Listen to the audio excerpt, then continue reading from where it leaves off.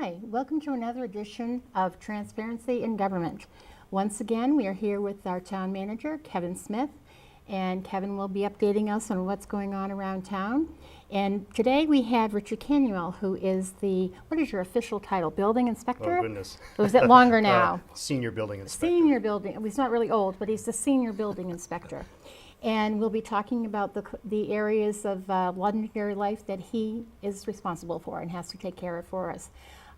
Glad that you're with us, and let's get started. Kevin, All right. want to give us a quick update on what's happening? Sure. A few things update you on, Dottie, is first off, the Old Home Day celebrations are coming up very soon. This is always my favorite time of year in Londonderry. That's this good, is yeah. the 100, I'm going to get this wrong. I think it's the 115th. You're right, it is. Am I right on that? 150. Yes, Okay, you are. The first 115. one was 1899. Yeah, so this is, it's obviously been going on for a long time. It's a great celebration, and of course now it's over 5 days, starting with Wednesday evening when they do the senior night. Right. And there's a concert on the Commons, and we also do a dinner for Seniors our seniors. get free. Hot dogs dogs, and hamburgers, yep. and all the goodies in between. Is that happening at the Lions Hall? I believe it is, Okay. yes. I'll be over at the Lions Hall parking lot this year. And then Thursday night is Kids Night. Again, on the Commons, we have all the different kids' activities going on there. Friday night is when we do our fireworks over by the high school, and there'll be a band that'll be playing, doing a concert right in front of the high school prior to the fireworks starting. Is there any kind of sports going on Friday night? Like fire Well, versus there's police? there's the police and fire annual softball game. You're hesitating to call it a sport, aren't you? No, not at all. Not by any means, Dottie. It's a good take. I would encourage people to go over to it. I'm hesitating because I'm trying to remember which evening it's on. It's either on the Wednesday or Thursday evening. But if people go to the town website, which is londonderrynh.org, and right on the home page, they can click on a link that gives them all the schedule of events for Old Home Day. They can look it up on that. So. So then there's that game, and then of course Saturday is the big celebration down at the town common. Again, of course, is the parade, which kicks off at I believe 10 a.m. in the morning. There's the race prior to the parade, and then of course there's all the 5K? different the 5K race, the Lundgren 5K. Yeah. And then there's all the different booths that'll be set up on the town common. And in fact, one of our companies in town, 603 Brewery, is bringing back the beer tent for the first time in many years. So not a free sample booth, but a beer tent. It's not a free sample, Okay. no, but it is a beer tent. And for folks that have been around town for a long time, they'll remember the Lions used to run that many years ago. They did it for a long time. Yeah, so the Lions will be selling sausages and stuff to drink over by the tent, but then the brewery will be sponsoring the tent with you can go and purchase a drink of their product. I didn't even realize we had our own brewery in town. We have two breweries. We have two breweries. And a distillery. I'm just and not a on top meadery. of this. And a meadery. And Yes. So there's 603 Brewery, which is up by Exit 5. Okay. Digressing here for a moment. No, that's fine. We have from the Barrel Brewery, which is located right near Phantom Fireworks on Londonderry Road. Okay. And then there's, of course, Moonlight Meadery, which is also almost in the same complex that the previous brewery is in, also by Phantom Fireworks. And that, of course, is a meadery, so it's wine made with honey, not grapes. Oh, okay. It's a great product. And then there's Sazerac Distillery, which is a New Orleans-based distillery that just moved into town in July, and they're over down by the airport. Wow. Yeah, and I had no idea. do all sorts of different spirits down there. Okay. Yes. See the little things you learn, Yeah. Every single day. So it's it's a lot of fun. Going to be a great celebration. All of the days coming up in August, and again, people can go to the website and click on the link and find the schedule of events Great. On there. So we have that going on. On the economic front, there was some news that got reported a few weeks ago that there's a whole travel center being built up at Exit 5. And we've talked about Exit 5 in the past, but the New Hampshire Liquor Commission announced that they're going to put a liquor outlet store up at that travel center. So this will be right off of exit 5. It's going to have the Red Arrow Diner housed really? there. Okay. Yep. Red Arrow's moving in. It's going to have a convenience store and now the liquor outlet store as well. And this is the Sunoco Travel Plaza. Well, it's a Sunoco gas station right now that's right across the street from Poor Boar's Diner. Okay. Yeah. So they have all been signed off on their final plans. They can start construction at any time, and I would expect that we'll start to see some stuff popping up probably any day now. Yeah. And then, of course, FedEx continues to move at a quick pace, building up by Pettingill Road, where Pettingill and Industrial meet. Milton Cat, which is also slated to go up in that area, they're still going through their design review phase right now. And the same goes for the UPS Pratt Whitney facility. They'll be coming back in before the planning board on August 6th.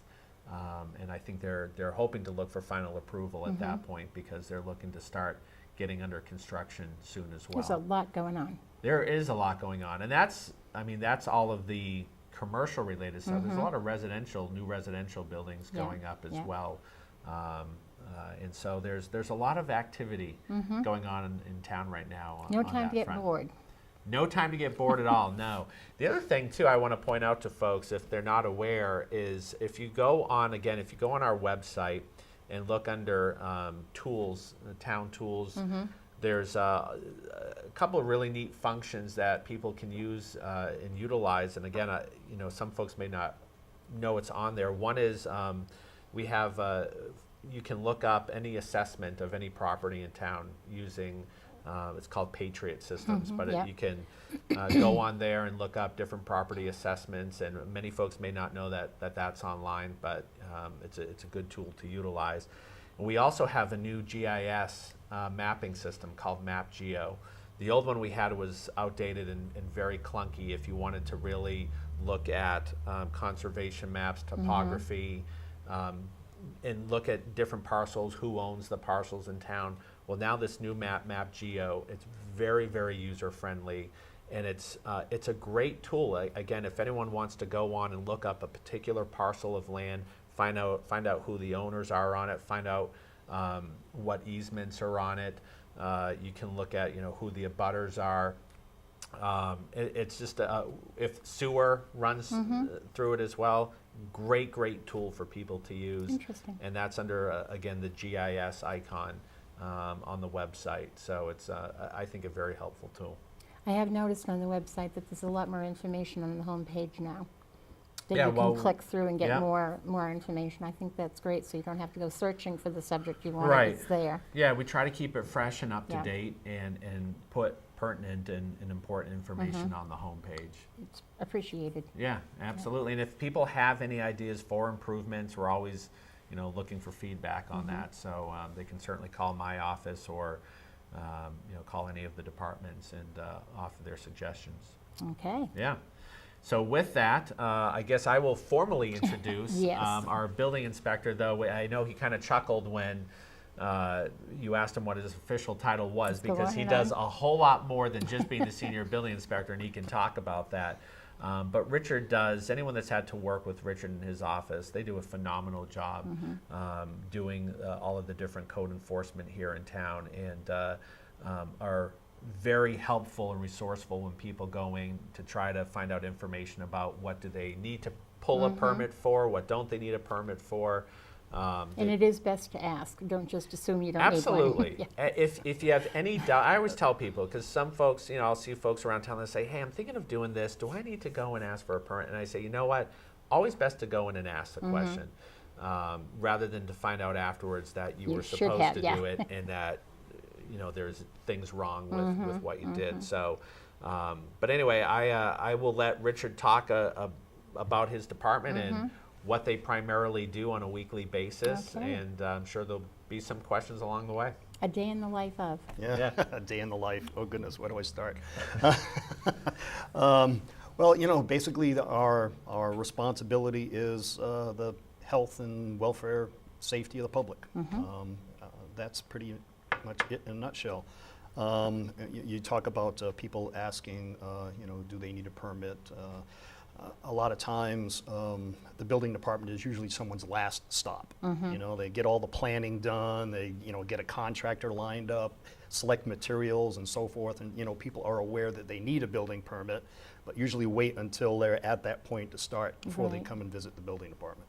And a lot of times, what we hear from people is why can't I build it that way? Oh, I didn't realize the building code required that, or I wasn't aware of those zoning restrictions. So you would suggest they come at the beginning of the process instead of at the end for them? I can't stress enough is that the building department should be the first stop, because we do more than building. We do zoning administration as well, and usually it's the zoning ordinance that will tell you what you can and cannot do Yeah. and where you can do it.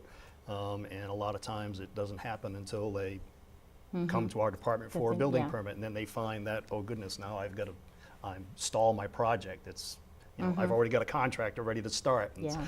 it's like start with us first, and I can't stress that enough. Well, I think there's some fear sometimes in people that you're going to say no to them when they want to go ahead and do it anyway. So I think that sometimes slows people down about going to ask. But I think, a friendly atmosphere, Yeah, and It helps. And let me just jump in here and say that, I mean, largely what Richard's looking at is what does the zoning say, what do the ordinances say? Right. And so much of what he does is very black and it's white. not, yeah. That being said, it's been my experience that Richard and his staff, Libby and Dan, they will try to be as flexible as possible. And if there is a barrier up, they'll say, let's see if we can find a solution Yeah. to this and find another way around this. So, people who may have that apprehension about, ooh, I don't want to go in because I'm afraid of being denied, they can be assured that his office is going to work with them to try to find a solution. Okay. The thing is, the building department is not an adversary. We're a partner. Right. We're your partner to ensure that your project is going to be safe. Whether you're building a storage shed in the backyard for your garden tools, or we're building a UPS facility, 600,000 square feet. Public safety. We want to partner with the developer. We want to partner with your contractor, building that little shed for you to make sure that thing's going to stand up, make sure it's not encroaching on your neighbor's property line. So there's a number of things involved that we should be involved in the early stages of the project. So what, they're going to come to you, they're going to tell you what the project is, they're going to get a permit, and then they're going to start their project. And at points during that project, don't you come out and inspect them so that you can see that the electrical parts have been put in properly, and plumbing or whatever they're doing in that project? Sure, yeah. Periodic inspections? Sure, depending, on the magnitude of the project, starting with something as simple as a storage shed, we may visit the property only once to do an inspection for that. Kind of make sure it's not Whereas, over the line. Yeah, yeah, and that's part of the review process that a lot of people don't understand. They think all I'm building is a shed. I should be able to go into the building department to get my permit. Well, there's a review process that's involved with that. Right. Before we issue the permit, to ensure that the location of that shed is not encroaching on the neighbor's property line, to ensure you're not building in the wetlands or conservation district. So there's a lengthy, I shouldn't say a lengthy review process, but there is that review process. What we tried to do is try to scale our review process down, whereas our secretary, Libby, we have asked her to go through a course of study and obtain certification as a permit technician, because good. that more relates to what her job is. She doesn't merely answer the phone, type correspondence, and do filing. She's actually reviewing those permits when they come in, so that the property owner, someone like yourself, who takes a day off, to get your shed installed or to build your deck, whatever it is that you're building, to take your time to get your permit, rather than having to wait for myself or our assistant, Dan Kramer, to do the review. Libby can do that. That's good. She has had training to do that, so she knows the zoning ordinance, she knows the building regulations as far as those structures, as far as those structures are concerned. So she does that review on the spot, so you're in and out. Terrific, that's great. Dottie, one of the issues that will frequently come up is there's, perhaps boundary line dispute between neighbors, that, oh, my neighbor put a fence here, but it's really on my boundary, and oftentimes they'll think it's a town-related issue, and they'll come into the building department. What they don't understand, it's really a civil matter. But Richard, do you want to expound more upon that, that if someone comes into your office and says, you know, I think my neighbor built something on my land, how is something like that typically handled? Well, it really depends on the circumstances, you know, and I'll use the you know, simple reference to the shed, for example, and that's why we do the review process. Someone actually builds a structure that requires a building permit and a review, an approval process through us. There's some mechanism for control there. Whereas if someone installs a fence, you know, a retaining wall or something, and it encroaches on their neighbor's property, you know, that's a matter of a trespass, and that becomes a civil matter and dispute between the two property owners, where one may say, well, I think the property line is here. The other man, you know, other may say, well, I know it's here. Well, the only way to resolve that is through a survey. And you know, then it becomes a civil matter at that point. And unfortunately, we are outside of that process. So they can't come to you and say, where's my line? That's where I'm going to put the fence, that kind of thing. They can't do that. Yeah, oftentimes, depending on the amount of development that may occur on a property, we may have a plot plan or a site plan that actually shows the property lines. What we've required over the past few years now is on new construction is what we call a certified foundation plan. So when the house is built, we have a foundation plan where the house is plotted on the lot. We know the distance to the property lines. It is not an actual survey of the property, but it actually does delineate the property lines so that in future reference, when someone does build that shed and comes in for a permit, we can at least look at that plot plan and say, this is where you can locate your shed and where you cannot. That's much better than the way they used to do it. I remember the house I grew up in Chester, we were trying to figure out what the plot line was between the two properties, and when we got all the information together, it was basically between the second and third not oak tree, what's the tree? Maple? It's a nut tree. It's a nut tree. I can't think of it right now. But it was between those two trees. I'm like, well, one of them was gone. There was only one out there now. So, or the next to the stone wall, whatever, Yeah. this moved. So, yeah. Right. That seems a lot better. Yeah, oftentimes a lot of those things are used for reference, especially stone walls, because stone walls were. It's a walnut tree. They delineated property lines. And you know, a lot of people say, I know what the hedgerow, that's my Yep, property line. yep. Well, that's where your great-grandfather planted those hedges, and maybe you had an agreement with the neighbor at that point in time, but things are a lot different today. Do you enforce which side of the fence the neighbor sees? No, not at all. Now, Richard also is our staff liaison to the ZBA, the Zoning Board of Adjustment. Richard, could you talk a little bit about what the ZBA does and why we have one? Yeah, just let me clarify first of all, is that the zoning administrator is not staff, unlike your planner may be staff to the planning board. Because the zoning board is a sort of quasi-judicial entity. It's judge and jury. The zoning administrator, to I know simplify terms, is more like a prosecutor.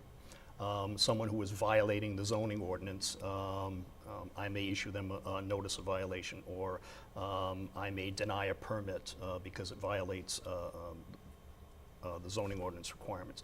And that person's going to the zoning board requesting relief. The zoning board, as I say, pretty much like a judge and jury, they will hear the facts of the case and then make a determination based on the requirements of the zoning ordinance. My role as the zoning administrator is to make an interpretation of the ordinance black and white. This is what the ordinance says, this is what you can and cannot do. The zoning board is the one that has the authority to grant someone relief from those strict requirements based on the criteria for granting a variance or granting a special exception, if you will. Yeah. I know hardship is a word that comes up a lot when people are talking about the ZBA and trying to get something through. Yeah, Can you yes. describe what a hardship is? Because I've tried to talk to people in the past, and they're like, well, it would be a hardship because I really need that to be there. Our hardship is a very difficult thing, and the zoning board struggles with that for every variance because it's a matter of their interpretation too. when someone applies to the zoning board for a variance, there's 5 criteria that are applied to the variance. One of those criteria is proving a hardship. Hardship is basically something related to the land that is different from what is shared by the neighbors, let's say, for your shed. Try to keep it simple. Let's say you want to build your shed at a certain location on your property, which encroaches on the sideline setback or your neighbor's property line. That could be the only location to put your shed because of topography or because you've got wetlands on your property. That is really your hardship claim when you present your case to the board. And what the board will look at is, well, you know, your neighbor has that same problem. You know, your neighbor has, you know, the same wetlands. Your neighbor has the same topography. So to be fair, for us to grant you a variance, we'd have to grant variances to all of your neighbors the same. So the hardship is not unique to you. It would have to be something particular to your property that burdens you to your full enjoyment of your property. Okay. You want to ask something? No, never mind. I think you asked it for me, Doug. Oh, okay. Okay. We have to talk about the junkyards. I know. We've been referring to these as junkyard wars for I don't even know how yes, long. And I know that when I was here as the director of the cable, one of the things we knew was going to happen is whenever it was time for licensing junkyards, we were going to get people calling and asking for copies of the DVDs of that meeting so they could go over it very carefully, see who said what. And I mean, it's time consuming. I understand the licensing is annual. I don't know Yes. why is that annual. That's by statute. That's by statute. Yes. Did they have a reason? I know they don't always have a reason that we know of to make it an annual thing. And most things don't have to be, if they're not going to change, they're not, do they have to be licensed on an annual basis? Well, like a lot of other licenses, Yeah. Licenses are renewed in a certain time period. 1 year, 3 years, whatever. The junkyard license renewal process is certainly annual. And Is that March or the junkyard license is actually good until July 1st until, of each oh, year. okay, because don't we usually start talking about them in March? Yes, Yeah, because we okay. we have to plan ahead. Okay. Yeah, right now we have 4 junkyards here in Londonderry. One is presently inactive, although the license is maintained just to keep the license active. And we have a smaller junkyard that does minimal operations. And then we really have 2 major junkyards. And one, of course, is a matter of contention year after year. Well, So, isn't one in more of a neighborhood and the other one's more of a commercial area? yes, That- and that's part of the issue is this one junkyard. I don't want to be No, we don't have to, specific. yeah, that's fine, that's fine. Yes, it's located in a primarily residential neighborhood. Right. And it's been established since the mid-50s, from what I understand. So it's an existing, it's a grandfathered, what's known as existing non-conforming use. And because of the nature of that activity, there is always concern, you know, year after year regarding the operations of that junkyard. So. I know, it's difficult. I saw one of the meetings where we were talking about the junkyards, and you had said something, I believe, if I'm not quoting you exactly, so feel free to correct me in any way, but I believe you said something about one getting more calls because it's residential, and another one because there are no residences around, probably was a reason why you don't hear more about that one. Is there not a way that we could actually sort of standardize, no matter where you are, you have to look this good? Unfortunately, no. No? And that's good reason for doing license renewal annually, because we need to look at that on a case-by-case basis. Look at those individual operations of those junkyards as they are. Simply because as though they're junkyards, and you know that's a sort of an umbrella classification, they operate differently. One of our junkyards is more of a metal recycling yard that does more than just vehicles. Right. And the other junkyard that's in the residential area operates more just strictly vehicles. Okay. So they operate completely differently. So it wouldn't be within our purview to say every junkyard needs to be behind a fence, for example? Yes, as a matter of fact, yes. That's dictated by statute. Okay. The statute states that the junkyard shall be surrounded by a fence at least 6 feet in height that substantially screens the yard. However, also in that statute, it allows the town council, which is the license issuing entity, to allow vegetation to substitute the requirement for the fence. And we really only have one junkyard in town that has a fence that completely surrounds the yard. The other junkyards, portion of that is surrounded by a fence, and the rest is screened by vegetation. Okay. What can we do to make it smoother? We're working on it. We try every year. Yeah. I know we have limited time remaining, but I wanted to give Richard an opportunity to talk about some of the awards that his office Absolutely. has been given, Yeah. because I think it's important. You know, that there's 260 something municipalities in the state of New Hampshire, and so the fact that we have one building department that to me has stood above the rest is pretty significant. So Richard, do you want to touch upon what some of those things are? This is where whatever your mother told you about being modest, you can throw it out the window and brag. Thank you. I appreciate that. What we tried to do with the building department is try to mold the department, if you will, for lack of a better term, to sort of reflect what our responsibilities really are. You know, we're more than just a regulatory agency or a permit processing office. And like I said, Libby has obtained her certification as a permit technician, which more reflects the work that she does. She's gone through a course of study, she's passed the exam through the International Code Council, and has achieved that certification, which she was the first secretary in the state of New Hampshire to achieve that certification as a permit technician. Wonderful. So we are the first department to have an official certified permit technician in New Hampshire.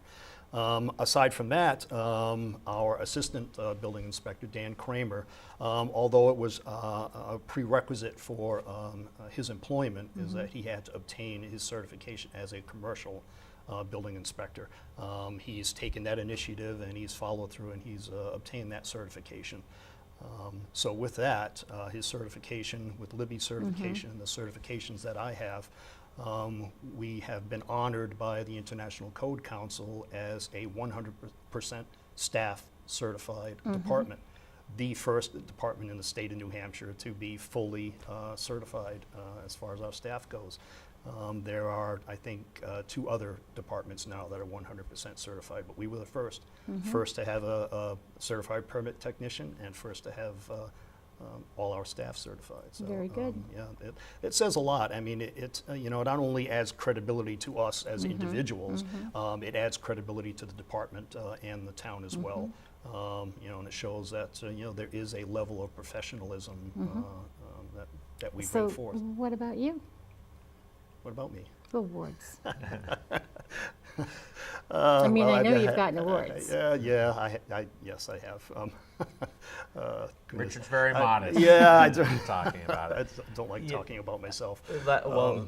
If I just want to transition for a moment here, because there is one other issue I do want to bring up, and that is the mosquito spraying. Oh, yeah. We haven't sprayed yet this year, but Richard, could you just talk about what goes into deciding whether or not we need to spray as a town? Because I know people like to know whether or not we're doing it and why we're doing it.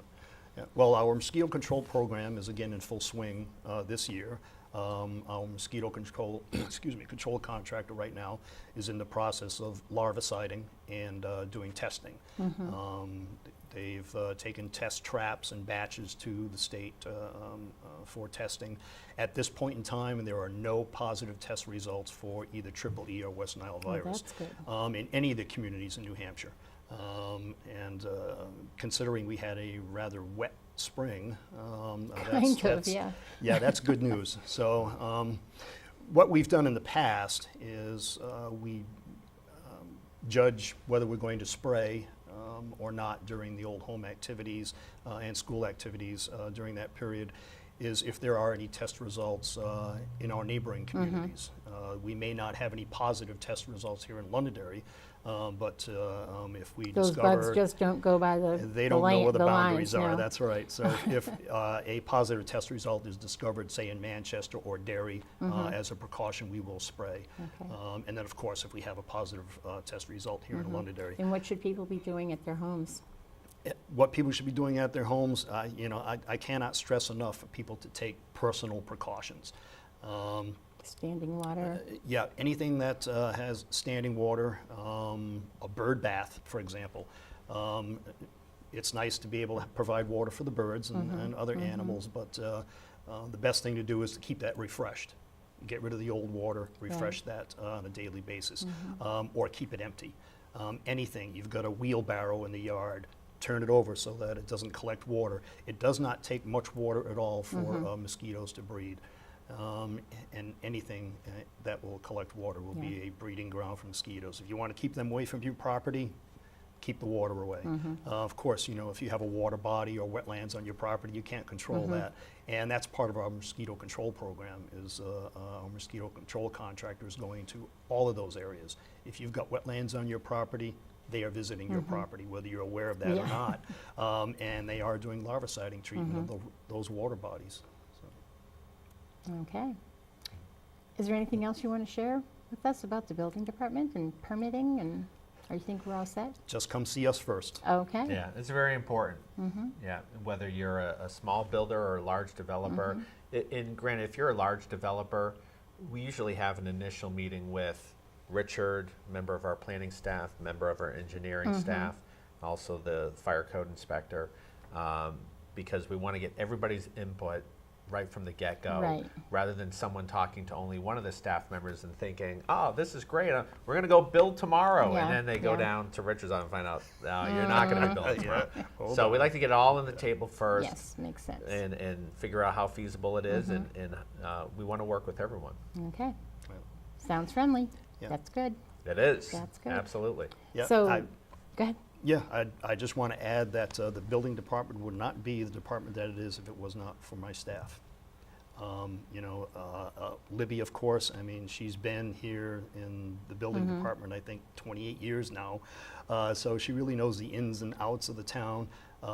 And she's very customer friendly, very positive. Yeah. She makes my job Sounds much like easier. you like her. Yeah. Yeah. Makes my job much easier. Full Dan disclosure, is, Libby and Richard are married. They are, yes. Yeah. Full disclosure. That being Full said, disclosure. But that's I it. can When they're at work, they're at work. I can attest, though, everything Richard's saying is It's true. absolutely true Yeah. about Libby. And She- I yeah. have gotten a number of folks who have dealt with the building department have called me to say, you're very lucky to have the staff that you have down there, Yeah. because they're incredibly friendly, incredibly helpful, Yeah. and do a really good Yeah, job. I would be absolutely shocked if anybody said that Libby was not friendly. Yeah, she is. And bring a dog, she'll be even happier. That's right. Anything to do with animals. Absolutely. And I don't just say that because she's my wife. I know. I mean, know we, you don't. Yeah. we do keep things on a Yeah. professional level They do. in Yeah. the office, and she does a wonderful job. And like That's I say, she great. makes my job easier. Yeah. She sort of screens those incoming calls. She screens those customers before they get to me. Many of those customers don't have to see me or Right. have to see Right. Dan Yeah. because she Yeah. can take care of their issues. So on top of everything else, the apartment is really functioning efficiently. As efficiently as we can, considering the workload that I was we just have. going to say, with the number of and the- projects that are coming into town, and the size of your department has not grown. No, So- has shrunk. Yes, but yeah, that's a different issue to address. But that, it's- you certainly are busy for sure. yeah. To say the staff that we have and the size of the town and the activities that are occurring, I'm surprised that we managed to keep up. Yeah. So Yeah. we do it. Well, I want to thank you for coming, No, thank you. and I think that they probably have taught people a few things, so they won't be afraid to come in and see if they can have a permit. I know the commercial people know more about that, and oftentimes I think the individual doesn't know about you until the contractor that they hire says, "Did you pull your permits?" Exactly. Right. So that's Yeah. really at the end of the project. So knowing they should be doing that earlier and saving themselves some disappointment perhaps is a good idea. And Kevin, anything else that we need to let people know about August? No, it's quickly approaching. It certainly is. You know, but certainly, Dottie, if there's things that people do want to know about, they should. Well, they can contact me at Yep. any time, but they can also contact you, Yep, and if it's something absolutely. they want to discuss on the next show, to let you know, and we'll be happy to talk about it. Absolutely. And Yeah. all that information to contact either Kevin or myself is at the end of the show. And you'll be able to see phone numbers, emails, all of that sort of thing, and I encourage you to use them. Basically, what's been happening for the most part is I talk to people, and they say, well, what about? So those questions kind of come in a roundabout.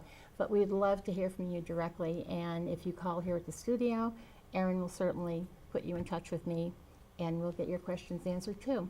I hope that this is a helpful show to you. We think that transparency in government is really important. I think it makes a big difference in the way you feel about your community if you can know and trust the people that are handling things for you on a day-to-day basis. So I'd like to say thank you for watching. Don't forget Old Home Day. That's the big day for Londonderry. And I hope that you are enjoying your summer, and we'll see you next time.